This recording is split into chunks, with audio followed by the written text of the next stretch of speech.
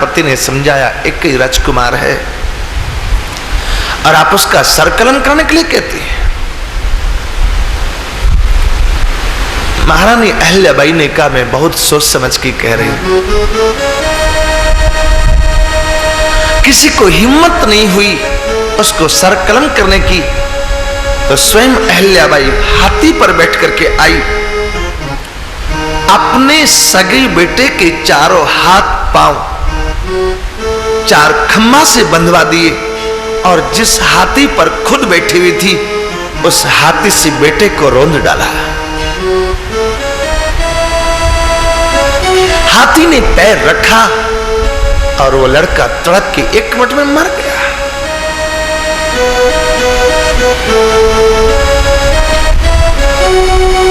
लोग कहते थे राजगद्दी पर कौन बैठेगा, आपने अच्छा नहीं किया। अहिल्याबाई ने कहा कि मैं मरने वाले को राजगद्दी पर नहीं बैठाऊंगी, जो अमर है उसको राजगद्दी पर बैठाऊंगी। और उन्होंने भगवान शिव को अपने राज सिंहासन पर पधरा दिया, स्वयं नीचे बैठ करके राज चलाती थी। अहिल्याबाई होलकर नाम में उन्होंने घाट बनवाए, मंदिर बनवाए। होलकर स्टेट के नाम से, अहिल्याबाई के नाम से आज भी सभी तीर्थों में घाट और मंदिर बने हुए। अपने बेटे को खुद मार डाला। मेरी प्रजा को जो परेशान करे ऐसा बेटा भी किस काम का। ऐसे राजाओं को दुनिया याद करती। अहिल्याबाई मर गई, मरे हुए कितने वर्ष हो गए, लेकिन भूला नहीं देश उसको। वीरम दे के बाद आप मेड़त गद्दी पी राजे, मानत पुत्र समान प्रजा को, कैसे पृथु भारत सम भ्राज। ये भरत श्री ऋषभदेव भगवान के पुत्र भरत जी हुए, जिनके नाम से इस देश का नाम भारतवर्ष पड़ा। पहले इस देश का नाम अजनाब वर्ष था। प्रजा ने इस देश का नाम उनके कारण भारतवर्ष रखा। जयमल जीते हरदम, इनका नाम जयमल क्यों हुआ?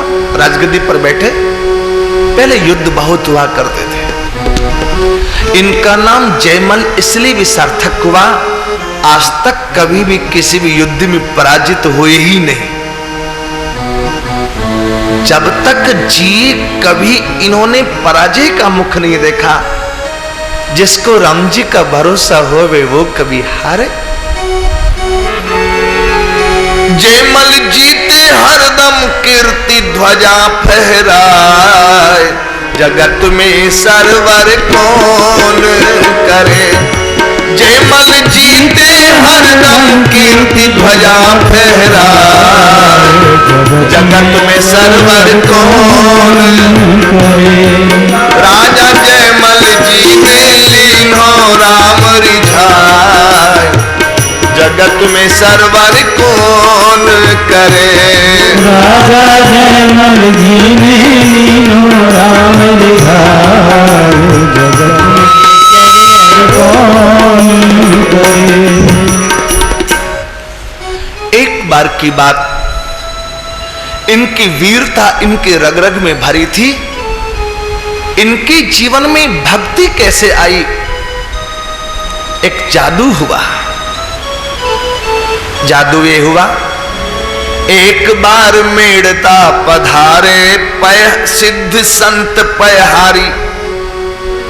देखा भैंसा पीठ जा रहा जल पखाल अति भारी।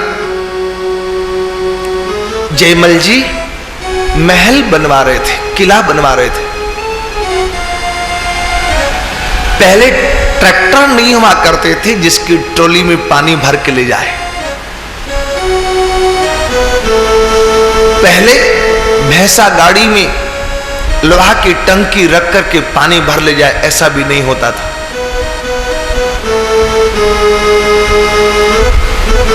लगभग 40-50 वर्ष पहले तक गांव में कुआं से पानी निकालने के लिए चमड़े का बैग हुआ करता था।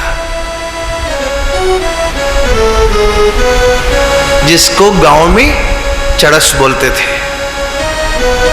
इतनी मोटी रस्सी होती थी, बैल पकड़ के खींचते थे, वो चमड़े का इतना बड़ा बैग, उसमें पानी भर के बाहर आता था।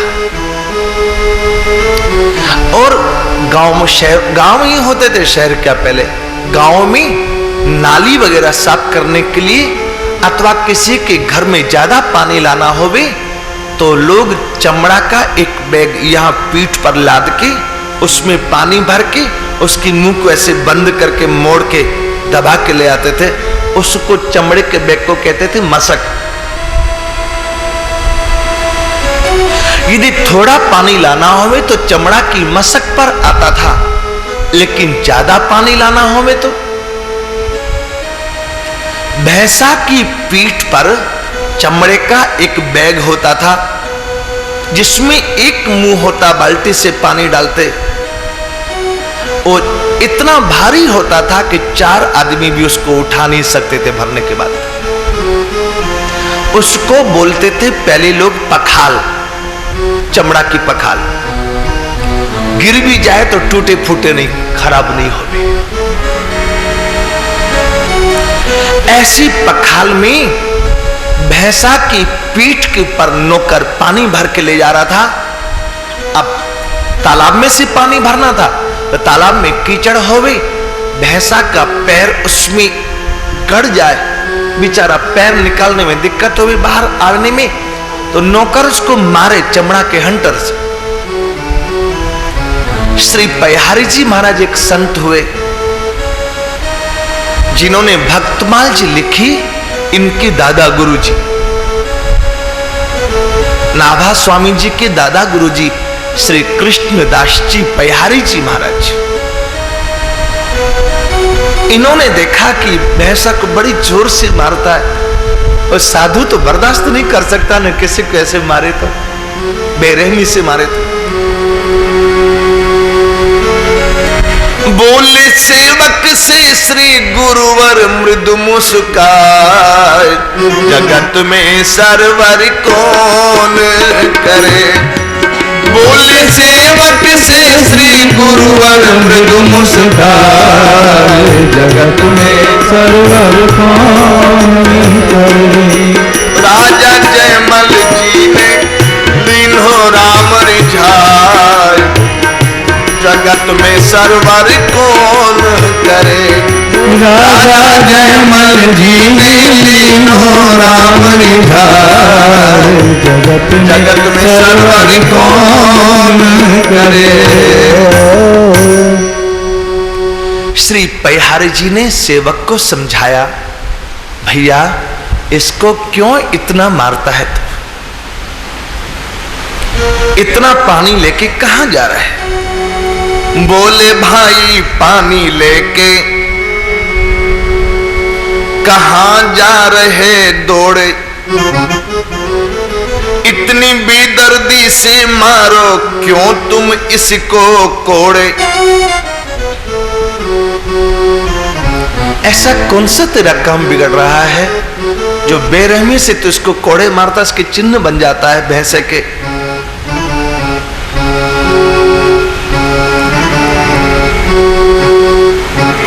ऐसी कौन विपत्ति तुम पे भई अघाय, जगत में सरवर कौन करे। ऐसी कौन विपत्ति तुम पे भई अघाय, जगत में सरवर कौन करे। राजा जयमल जी ने लीन्हो राम रिझाए, जगत में सरवर कौन करे।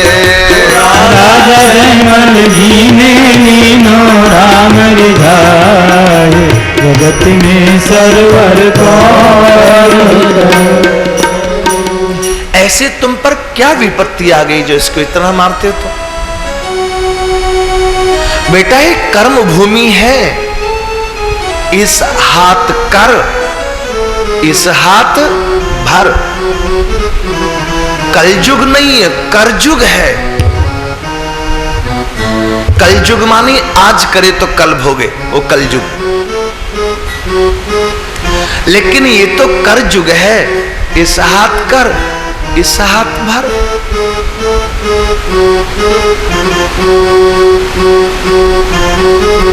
कल रात में टीवी में वो एक आ रहा था, शनि सिंह में आ रहा है।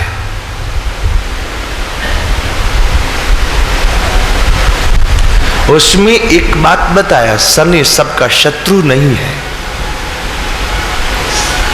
जो सत्य के लिए लड़ता है शनि उसका साथ देता है, लेकिन जो बेईमानी से लड़े शनि उसको नाक को लोहे के चने चबा देता है। न्यायाधीश है शनि। इसका तात्पर्य क्या है? तू जैसा करेगा वैसा तेरे को भोगना पड़ेगा। अब इसको ग्रहों का फल समझ ले, इसको चाहे अपना प्रारब्ध समझ ले, चाहे इसको अपने तो करने का फल समझ ले, नाम जो ले, लेकिन फल तो भोगना ही पड़ेगा। वो जो था ना नौकर, भैंसा को जो मारता ले जा रहा था, उसने संत को प्रणाम किया और हाथ जोड़ के बोला, बाबा यदि देरी हो गई, पहले वो चूना में वो ऐसे बैल चक्की से पीसता था तो उसमें पानी डालना पड़ता था। यदि थोड़ा भी पानी कम हो गया, समय से नहीं पहुंचा, तो चूना खराब हो जाता। सीमेंट नहीं हुआ करती थी पहले, चूना होता था और लाल गेरू मिट्टी होती थी, उसी में फिर नदी की बालू मिलाकर तब दीवार बनती थी। यदि देरी हो गई, चूना खराब हो गया, तो मेरी नौकरी चली जाएगी, मेरे बाल बच्चे भूखे मरेंगे। बोला सेवक अंदाता जयमल जी महल बनावे। बोला सेवक अंदाता जयमल जी महल बनावे। बाबा ये जल सेवाहित हम वहीं ढोई ले जावे। बाबा ये जल सेवाहित हम वहीं ढोई ले जावे। हम तो सेवा करके मालिक को रिझाए, जगत में सरवर कौन करे। हम तो सेवा करके मालिक को रिझाए, जगत में सरवर कौन करे। राजा जयमल जी ने लीनो राम रिझाए, जगत में सरवर कौन करे। राजा जयमल जी ने लीनो राम रिझाए, जगत में सरवर कौन करे। आप जानते हैं ये कथा सुनने से क्या होता है? भक्तमाल की कथा सुनने से क्या होता है? नारायण स्वामी ने स्पष्ट कहा, जैसे पुत्र पिता की गोद में निश्चिंत होकर बैठता है, ऐसे ही इन चरित्रों को जो गावे और सुने, वो ठाकुर की गोद में ऐसे ही निश्चिंत होकर बैठता है जैसे बाप की गोद में बेटा बैठा हो। मूल शब्द है भक्त दाम संग्रह करे, श्रवण कथन अनुमोद, सो प्रभु प्यारो पुत्र जो बैठे हरि की गोद।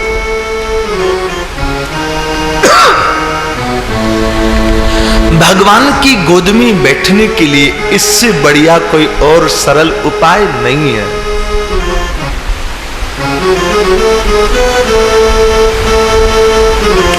भागवत जी की कथा सुनने की इच्छा करे तो भगवान हृदय में आते, लेकिन भक्तमाल जी सुनने की कोई इच्छा करे और सुने तो हृदय में आते नहीं है, उसको अपनी गोद में बैठा करके हृदय से चिपका लेते। हृदय में तो योगियों के भी आते हैं, लेकिन स्थायी नहीं रहते। जो आने वाला जा भी सकता है, लेकिन जो ठाकुर की गोद में बैठ गया, न बैठने वाला उतरना चाहेगा न बैठाने वाला उतार ही सकता कि अरे अरे पैर दुख गया, रहे उतर रहे। अब ऐसा नहीं हो सकता। इसलिए सेवक ने कहा हम तो मालिक की नौकरी बजाते बाबा, पेट के लिए करना पड़ता है।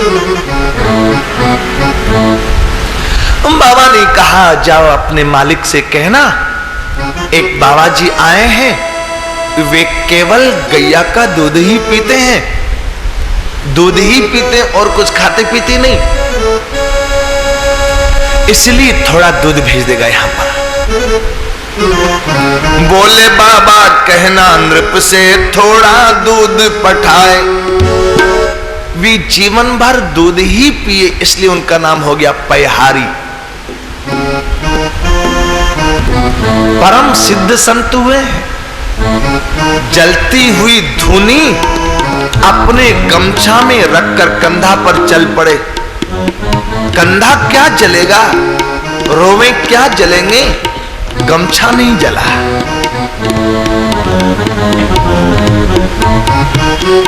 आमेर में एक तारानाथ कनपटा एक साधु रहता था।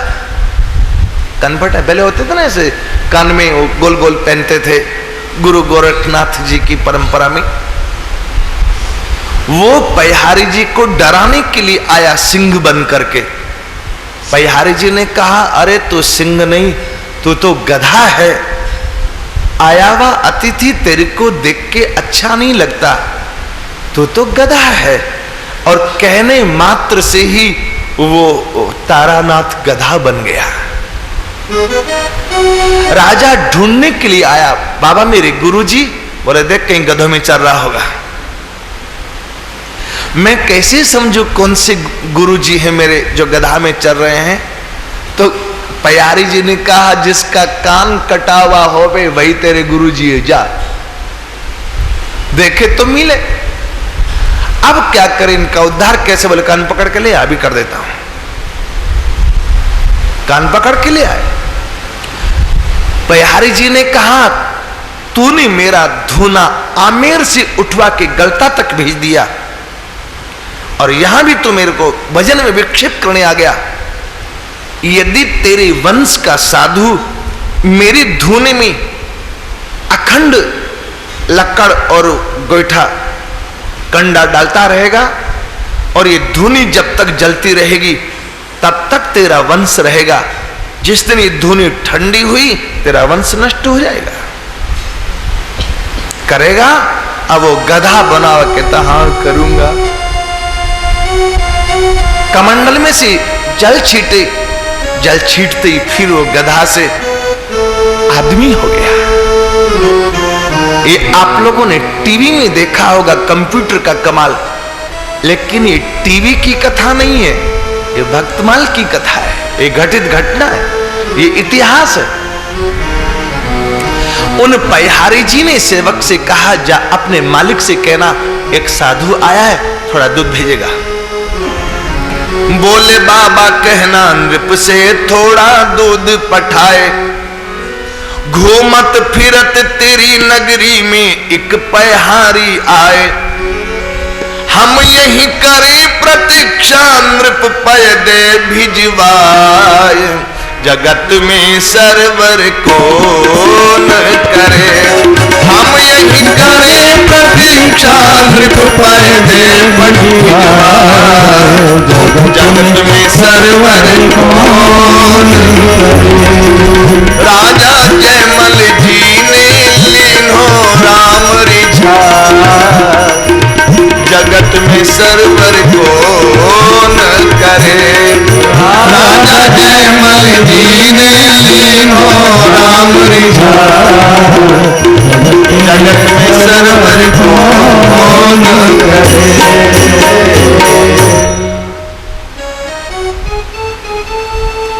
सेवक ने जाकर के जयमल जी से कहा घणी क्षमा अन्नदाता, घणी क्षमा, एक अर्ज पेश करूं। जयमल जी ने कहा क्या बात है, बोल। जाके बोला सेवक नृप से, घणी क्षमा अन्नदाता। घणी क्षमा मानी बहुत बहुत माफी चाहता हूं, क्षमा मानी क्षमा, माफी चाहता हूं कुछ चूक हो जाए तो। आया एक संत दूधासर,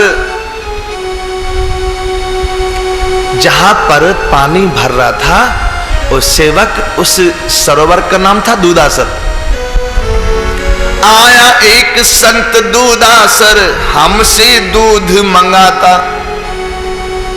कहता है पैहारी हूं, अपने अन्नदाता से कहना दूध भेजेंगे।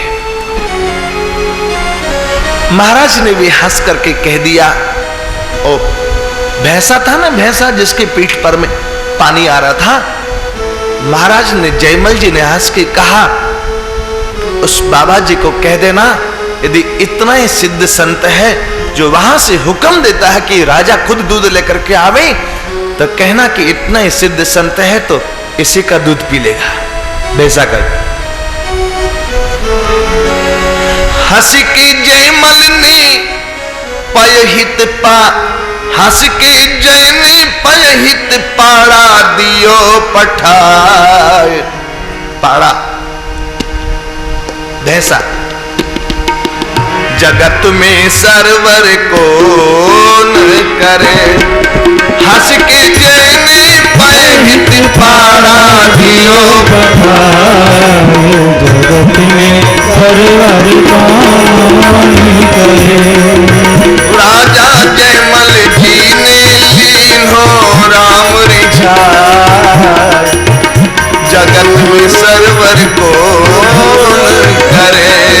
राजा जयमल जी ने लीन हो राम रिझाए।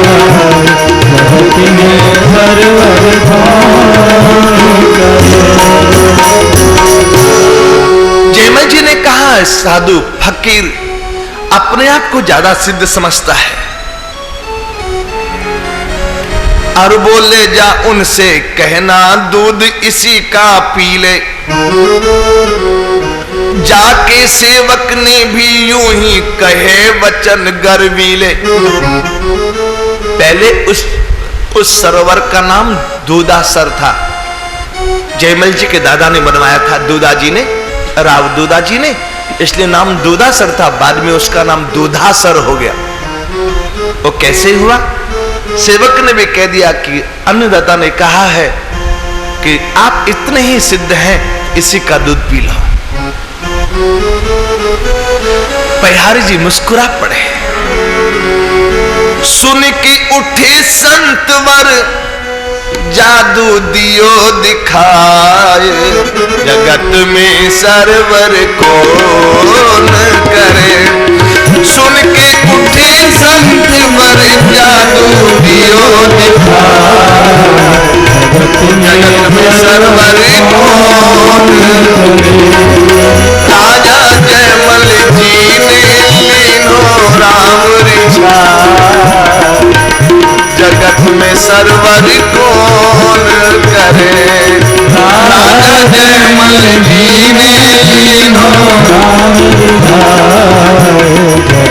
जगत में सरवर कौन करे। सेवक के गर्वीले वचन सुने, पैहारी जी ने उठ करके भैंसा की पीठ पर हाथ रखा और कहा, बेटा पूर्व जन्म में भगवान की सेवा नहीं किया, संतों की सेवा नहीं किया, इसलिए तू भैंसा बना और रात दिन मार खा रहा है। खाया सोया, खाया सोया, अब तेरे को कर्जा चुकाना पड़ रहा मार खा खा करके। भजन बिना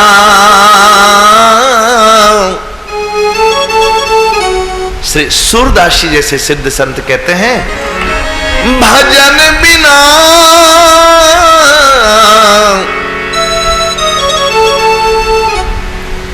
बैल बिरानो भई है। भजन के बिना मर करके बैल बनेगा रे। और बैल भी दो तरह के होते, घर का बैल, एक पड़ोसी का बैल। जो घर का बैल होता है उसके प्रति थोड़ा लगाव होता कि रोज काम लेना है इससे, एक दिन में थक जाएगा तो फिर कल कैसे काम करेगा। लेकिन पड़ोसी के यहां से उधार मांग के जो बैल लाते हैं उसके प्रति ममता थोड़ी होती है कल भी काम लेना है। उसको तो मार मार के इतना काम लेता है, इतना काम लेता है कि वो मर जाता है। बिहारी जी ने कहा पूर्व जन्म में तूने संत भगवंत की सेवा नहीं की, इसलिए मरकर के बैल बना, और अब तू कर्जा चुका रहा है मार खा खा करके। ये तो अद्भुत स्थान है ना। मेरे दाता के दरबार में सब लोगों का खाता, मेरे दाता के दरबार में सब लोगों का खाता, मेरे मालिक के दरबार में सब लोगों का खाता, मेरे मालिक के दरबार में सब लोगों का खाता। जो भी जैसा कर्म है करता, जो भी जैसा कर्म है करता, वो वैसा फल पाता। मेरे दाता के दरबार में सब लोगों का खाता, मेरे दाता के दरबार में सब लोगों का खाता, मेरे राघव के दरबार में सब लोगों का खाता, मेरे राघव के दरबार में सब लोगों का खाता।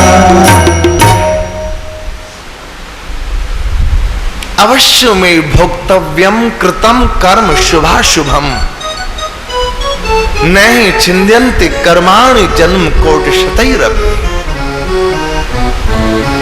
धृतराष्ट्र ने श्री कृष्ण से पूछा, मुझे अपने पिछले 99 जन्मों की याद है। मैंने 99 जन्मों में ऐसा कोई पाप नहीं किया जो मेरे 100 बेटे मेरी आंखों के सामने मरे। फिर मुझे दंड क्यों मिला? ठाकुर ने कहा, ताऊ जी आपको केवल 99 जन्मों की याद है ना, उसके पहले की तो याद नहीं? बोले नहीं।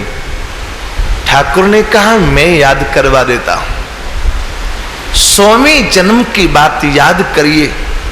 ठाकुर जी ने आंखों पर हाथ रखा और 100वें जन्म की कैसेट चल पड़ी टीवी में, सीडी चल रही थी, देख रहे थे।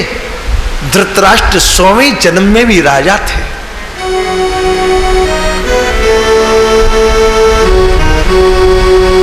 एक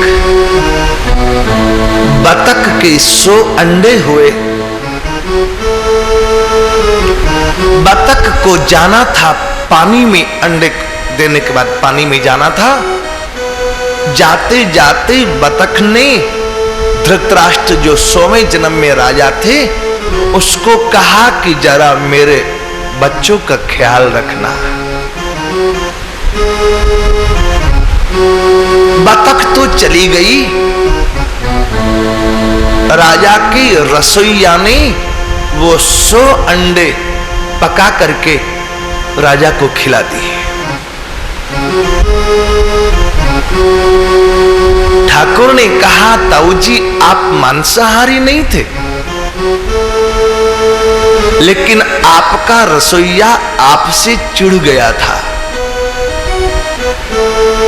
इन 9 से कभी भी बैर नहीं करना चाहिए। कौन कौन? शस्त्री, जिसके हाथ में शस्त्र होवे उससे कभी बैर नहीं करना चाहिए। पता नहीं कब जैसी आराम कर दे।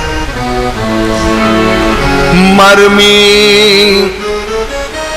जो हमारा मर्म जानता होवे उससे कभी भी बैर नहीं करना चाहिए। पता नहीं कब सबके बीच में हमारी पोल खोल दे।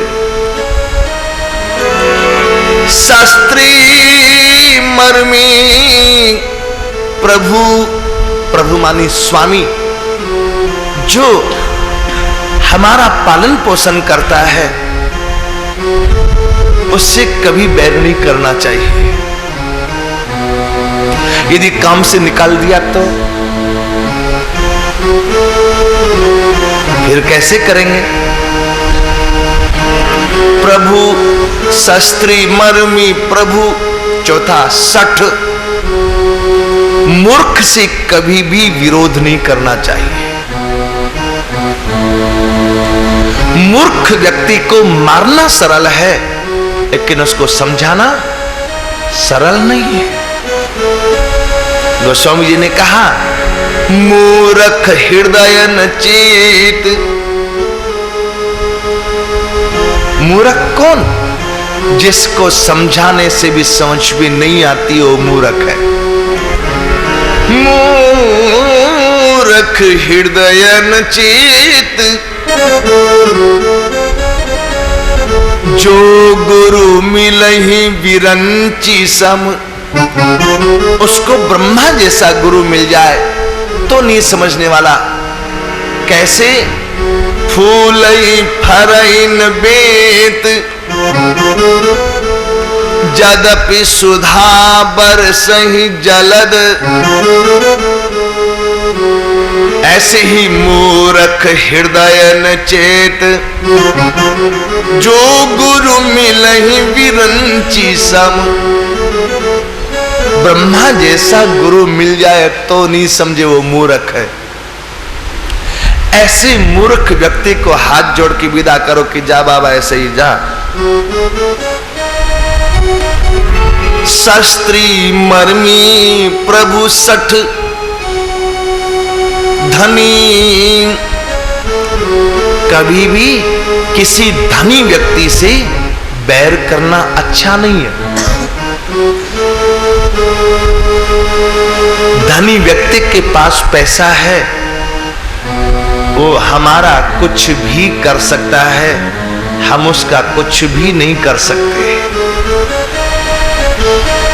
जिस घर थारो वासो, सब गुण वहीं आता। जो चाहे सो कर ले, मन नहीं धड़काता। जय लक्ष्मी माता। धनी व्यक्ति से कभी भी बैर करना अच्छा नहीं है। और दूसरी बात, मान लो कभी व्यवहार में हमें उधार रुपया लेने की जरूरत पड़ी और हमने धनी व्यक्ति से बैर कर लिया, मौके पर कौन देगा उधार रुपया? हम पूरे गांव को लाख सफाई देते फिरे, लेकिन वो धनी व्यक्ति है ना, यदि वो एक बार कह दे कि आदमी चोर है, इसको रुपया मत देना, मेरा रुपया खा गया, फिर शहर में है किसी की हिम्मत जो रुपया दे देगा? शास्त्री मर्मी प्रभु सठ धनी। आगे वैद्य, कभी भी किसी वैद्य डॉक्टर से झगड़ा मत कर लेना। आपको पेट खराब हो गया है, पतले पैखाने हो गए हैं, आप उसके पास गए दवा लेने के लिए कि वैद्य जी ठीक हो जाए, ऐसा दे दीजिए, और कहीं उसने आपको ऐसी दवा दे दी कि और दस्त पर दस्त होने लग जाए तो लेने के देने पड़ जाएंगे।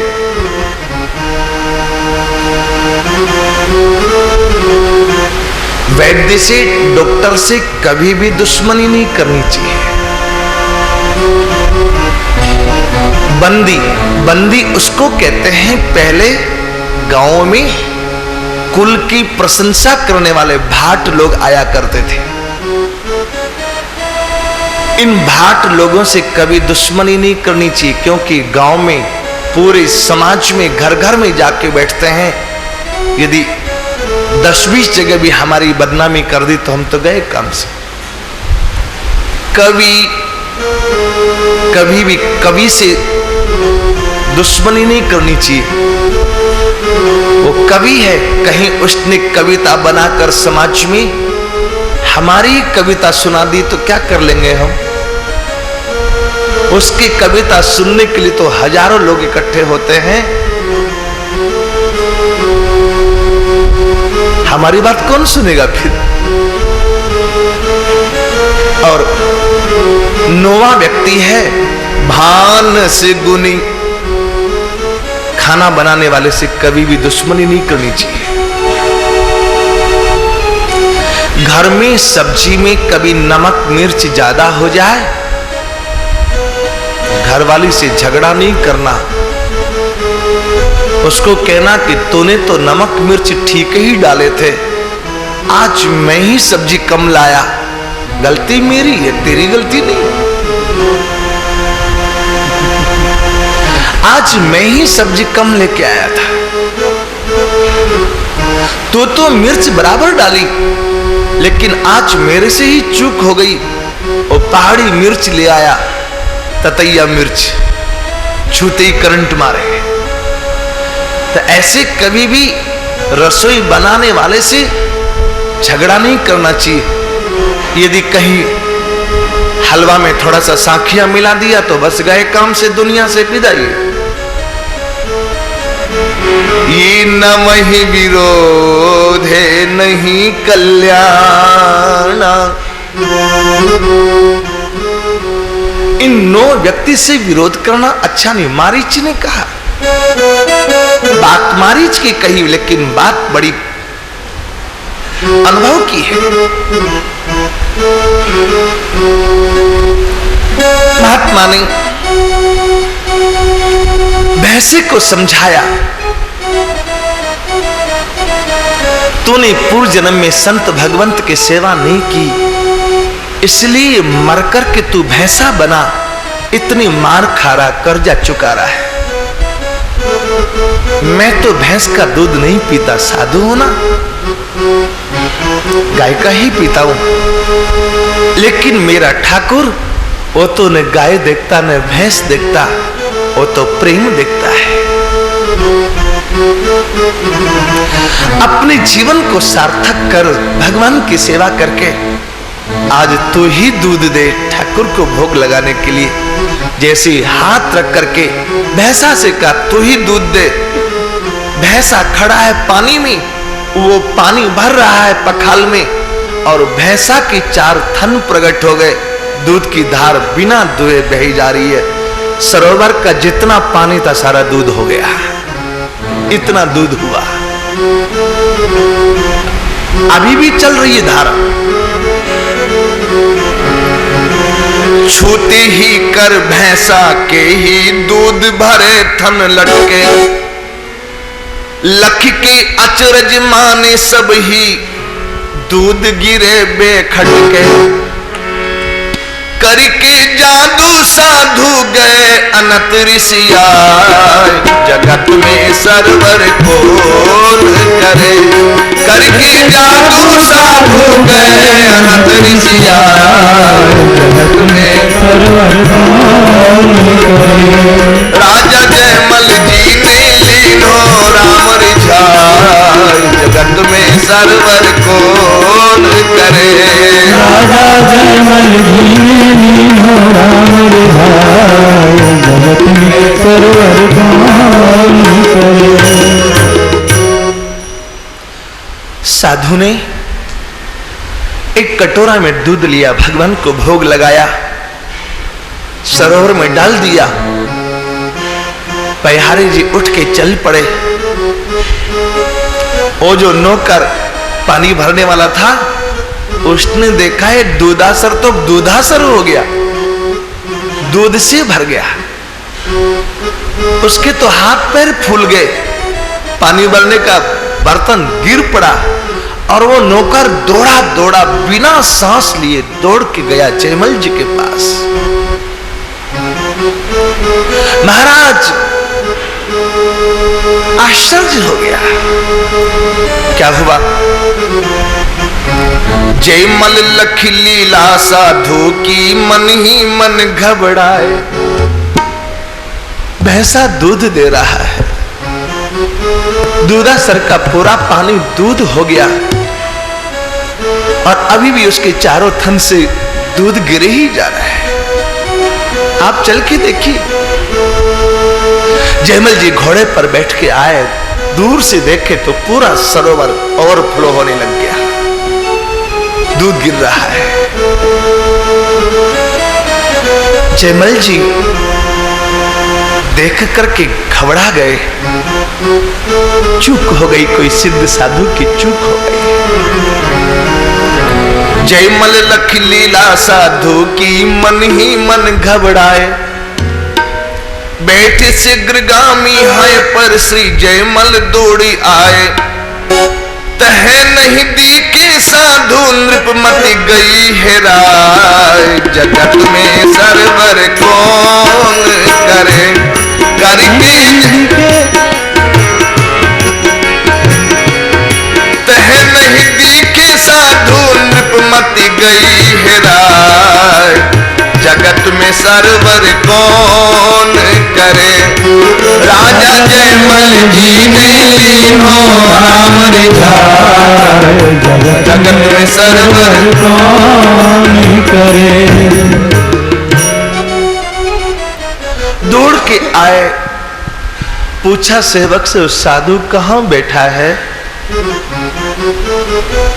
पेड़ के नीचे देखा तो सेवक ने कहा बैठा नहीं है, अब चला गया। वो तो नाराज होके चला गया। भक्ति का संस्कार तो था। मीरा जी का भाई है, कोई एरू गरु नथु गरु लल्लू पंजू नहीं है। एक चंदन पेड़ की हवा लगने से पास का नीम का पेड़ भी चंदन की सुगंध देने लगता है। बट पीपल कोई भी पेड़ हो, चंदन की हवा लगने से एक साधारण पेड़ भी जब चंदन जैसा हो सकता है, तो क्या श्री मीरा जी जैसे महापुरुष की हवा लगने से क्या जयमल चंदन नहीं हो गया होगा? जयमल जी फुट फुट के रोने लगे उस जगह जाकर के जहां वो साधु बैठा हुआ था। वहां की रज उठा के सिर से लगाते हैं।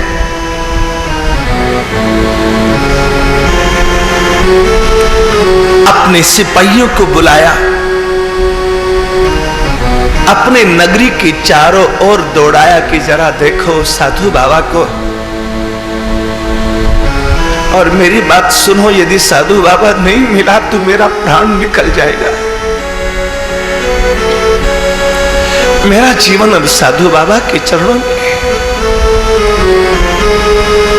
सिपाही दौड़ के चारों ओर देखते हैं, जयमल जी बैठे बैठे रोते हैं प्यारे जी के लिए।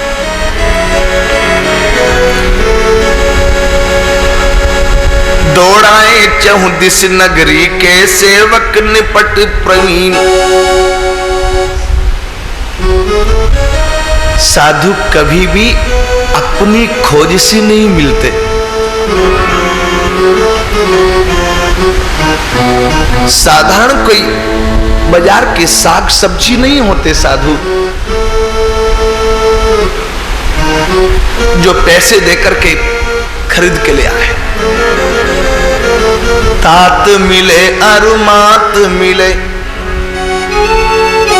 तात मिले अरुमात मिले, सुत भ्रात मिले जुवती सुखदाई।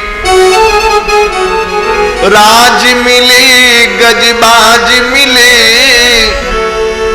सब साज मिले मनवांछित पाई। लोक मिले सुरलोक मिले,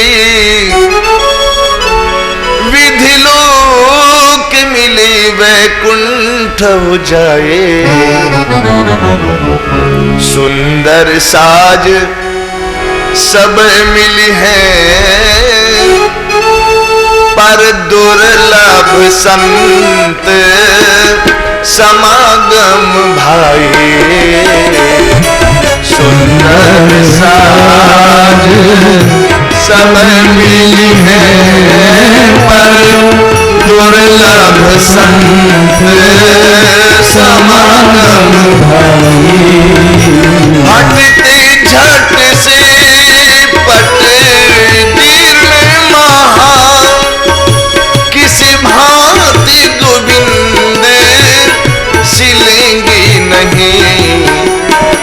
जाए सींचो सुधा, गगरे गगरे पे सरोज शिला पे खिलेंगी नहीं, दिल संग हजारन कोशिश से पिघलेंगे नहीं,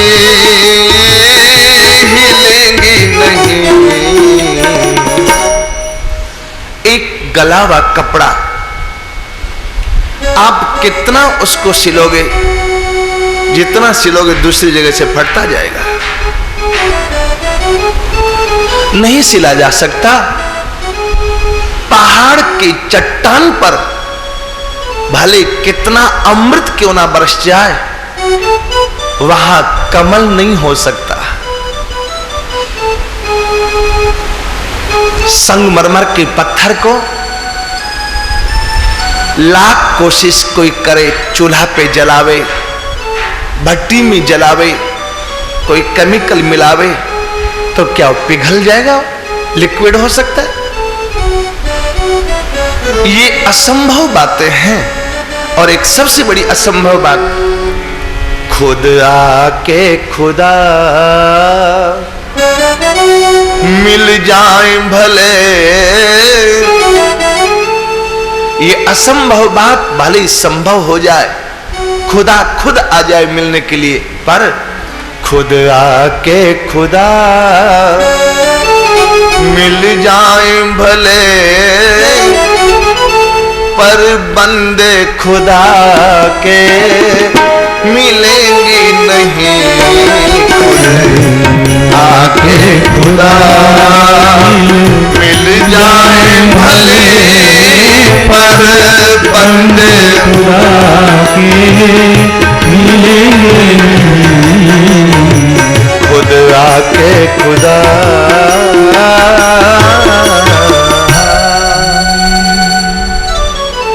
फिर खुदा के बंदे मिलते कब है? विभीषण जी ने कहा, अब मोहि भाव भरोसे हनुमंता,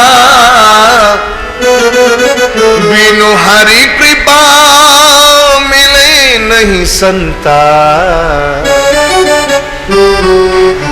बिनु हरि कृपा मिले नहीं संता। बिना ठाकुर कृपा के संत नहीं मिलते। जयमल जी के सारे सिपाही थक गए दौड़ दौड़ करके, कहीं नहीं मिले।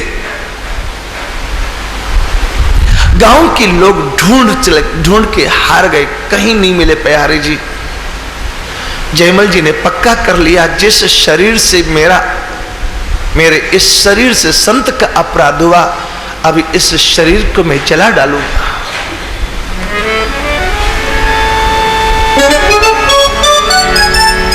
जयमल जी के प्राण निकलने की तैयारी हो गई।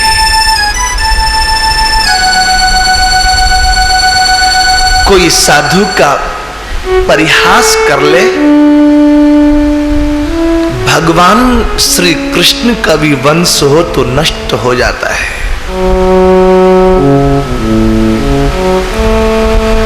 सांब को साड़ी पहना के ले गए बच्चे लोग संतों के पास और पूछा, ये नई बहू है, पूछने में शर्म करती है, आप बताइए लड़का होगा कि लड़की होगी? महात्माओं ने कहा, न लड़का होगा न लड़की होगी, मूसल होगा, तुम्हारा वंश नष्ट होगा।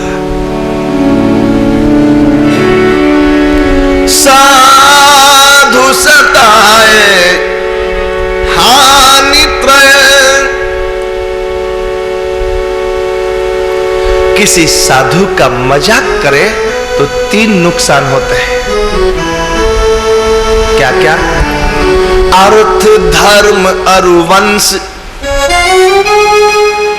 तीला करके देखिए, रावण कौरव कंस। इन्होंने संतों का अपराध किया इसलिए नष्ट हो गए। भगवान का भी वंश हो। अरे भगवान के द्वारपाल जय विजय ने शंकादिक का अपराध किया तो 3 जनों के लिए राक्षस बनना पड़ा।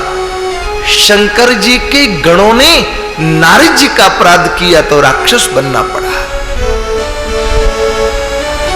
संतों से कभी मजाक नहीं करना चाहिए। बने तो प्रणाम कर लो, नहीं बने तो कोई बात नहीं। कबीर जी कहते हैं, संतन के सत्संग से थर थर कांपे देह। क्यों, क्या हो गया? बोले बनी रही तो ठीक है, पर कहीं घट ना जाए सने सने।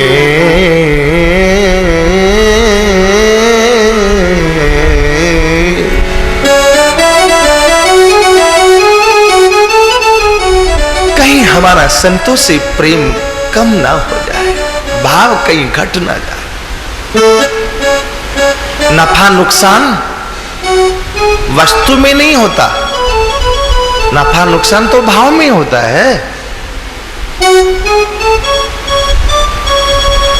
ये माइक वाला दुकानदार 5000 रुपया में माइक लाया हो और 4 दिन के बाद इसका भाव घट गया, नुकसान हो जाएगा। और कहीं भाव बढ़ गया तो फायदा होगा। माइक में न नुकसान है न फायदा, ये तो वैसे ही बोलेगा। ये 5000 का 6000 में बिके तो भी उतना ही बोलेगा। यदि ये 5000 का 4000 में बिके तो भी उतना ही बोलना इसको। लेकिन नफा नुकसान भाव में है। ऐसे यदि संतों के प्रति हमारा भाव बढ़ा तो हमें नफा है, और यदि भाव घटा तो हमें नुकसान है। साधु को कोई फर्क नहीं पड़ता। साधु तो कहता है दुनिया रूठी तो पीछा छूटे, कोई रूठी तो पीछा छूटे। लेकिन विचित्रता है, दुनिया रूठती भी नहीं है, पीछा छूटता भी नहीं।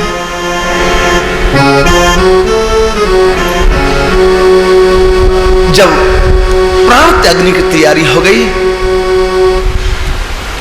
संत कहीं गए नहीं थे, वो तो उसी पेड़ के नीचे ही बैठे हुए थे। लेकिन संतों को इन आंखों से नहीं पहचाना जा सकता।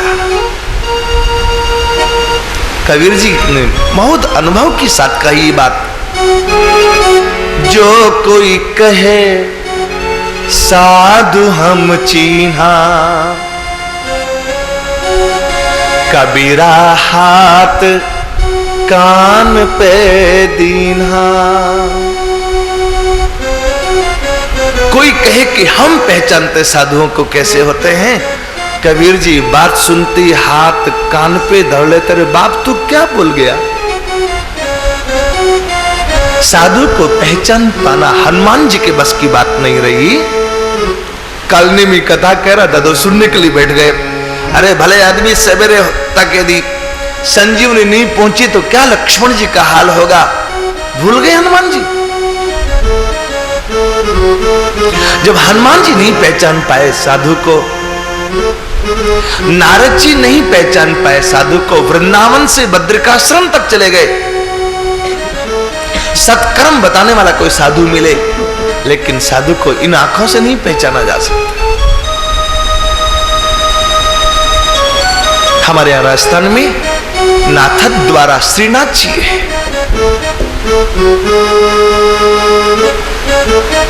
श्रीनाथ जी के बिल्कुल दरवाजे पर एक भिखारी बैठा रहता था।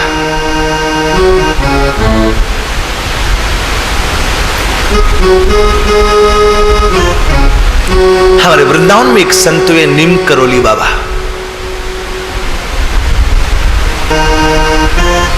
दिल्ली के एक सज्जन ने, जिनके साथ घटना घटी, उन्होंने अपनी मुंह से सुनाई बात। दिल्ली के एक सज्जन ने नीम करोली बाबा से प्रार्थना की, बाबा मुझे ठाकुर का दर्शन करवा दीजिए। तो नीम करोड़ी बाबा ने कहा कि वो श्रीनाथ जी के सामने में एक भिखारी के रूप में बैठा हुआ, वो दर्शन करवा सकता है, मैं नहीं करवा सकता, वो करवा सकता।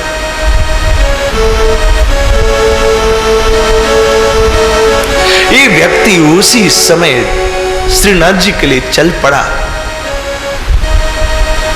जाके देखा तो सच में एक भिखारी बैठा हुआ है मंदिर के बाहर। कपड़े एकदम मैले मैले हैं, बाल जटा जैसे हो गए थे उसकी गंदगी से, मक्खी भिनभिनाती थी। श्रीनाथ जी का प्रसाद खाने के बाद पत्तल और वो मिट्टी के बर्तन जिसमें खाते हैं वो लोग ले आके बाहर पटक देते थे और वो भिखारी उनमें जो जूठन पड़ी होती थी उसको खाता था। क्यों? प्रसाद कभी जूठा नहीं होता है। दूसरी बात, वो प्रसाद ठाकुर का प्रसाद, अब ये तो उनके भक्तों का, ठाकुर और उनके भक्तों का दोनों का प्रसाद है, वही खाता था, वही रहता था।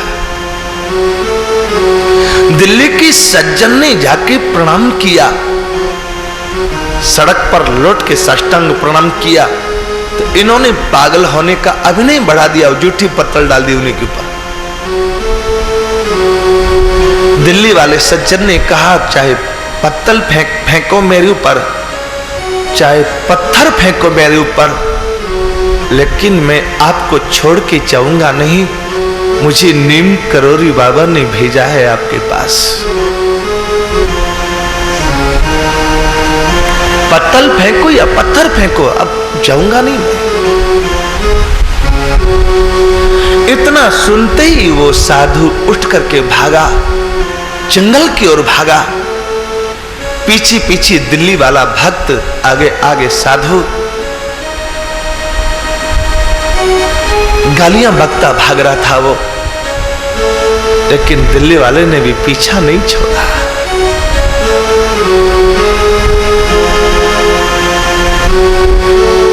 जंगल में चला गया साधु।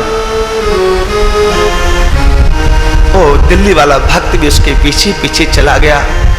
उसने कहा जब तक आप मुझे ठाकुर का दर्शन नहीं करवाओगे मैं पानी नहीं पीऊंगा, मर जाऊंगा लेकिन लौट के नहीं जाऊंगा।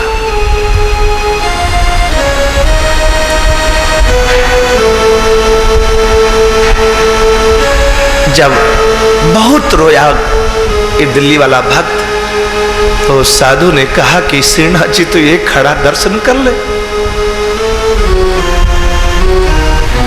तो उसने कहा मुझे ही दर्शन होते तो मैं आपके पास क्यों रोता, मुझे ही दर्शन होते तो आपके पास क्यों आता। एक सिद्ध संत का नाम लिया, उन्होंने मुझे भेजा है, इसलिए उस साधु ने वो दिल्ली वाले भक्त के सिर पर हाथ रखा और जंगल में पेड़ के नीचे श्रीनाथ जी का दर्शन हुआ उसको। मंदिर में दुनिया करती है,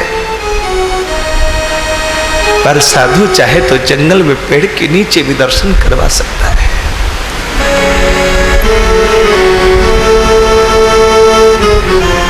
उस भिखारी को कोई समझेगा कि साधु है। जो कोई कहे साधु हम चीना,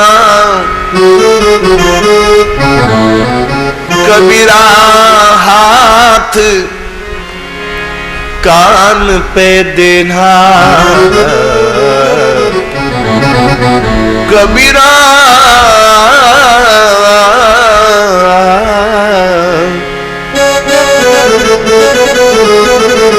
हाथ कान पे देना।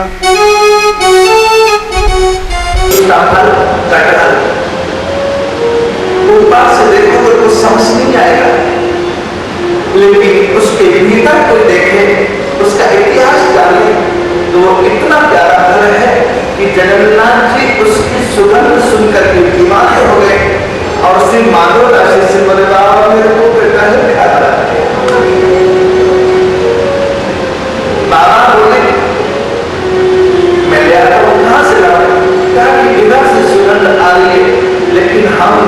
आपके